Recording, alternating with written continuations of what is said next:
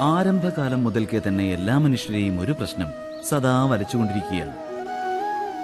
അത് തന്റെ ബന്ധങ്ങളിൽ നിന്നും ഏറ്റവും അധികം സുഖവും ഏറ്റവും കുറഞ്ഞ അളവിൽ ദുഃഖവും എപ്രകാരം പ്രാപ്തമാക്കുവാൻ കഴിയുമെന്നതാണ്. നിങ്ങളുടെ എല്ലാ ബന്ധങ്ങളിൽ നിന്നും നിങ്ങൾക്ക് സമ്പൂർണ്ണ സന്തോഷം ലഭ്യമായിട്ടുണ്ടോ? ഒന്ന് ആലോചിച്ച് നോക്കിയാലും.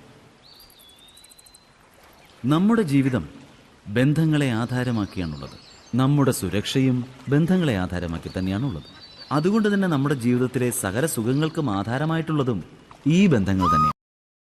എങ്കിലും നമുക്കെന്തുകൊണ്ടാണ് ഈ ബന്ധങ്ങളിൽ നിന്നും തന്നെ ദുഃഖങ്ങളും പ്രാപ്തമാകുന്നത്? എല്ലായ്പ്പോഴും ബന്ധങ്ങളിൽ നിന്നും തന്നെ സംഘർഷങ്ങളും എന്തുകൊണ്ടാണ് ഉണ്ടാകുന്നത്? എപ്പോഴെങ്കിലും ആലോചിച്ചിട്ടുണ്ടോ?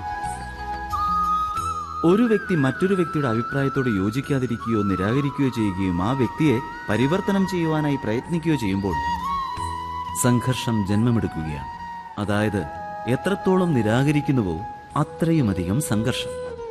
അതേപോലെ എത്രത്തോളം സ്വീകാര്യമാവുന്നു അത്രയ്ക്കും അധികം സുഖവും. എന്താ ഇത് വാസ്തവം തന്നെയല്ലേ?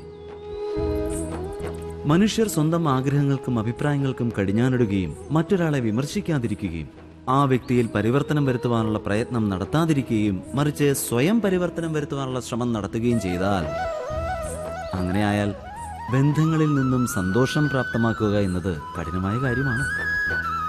അപ്പോൾ അതിനർത്ഥം സ്വീകാര്യമായത് മാത്രമെന്നതാണോ ബന്ധങ്ങളുടെ വാസ്തവികമായ അർത്ഥം?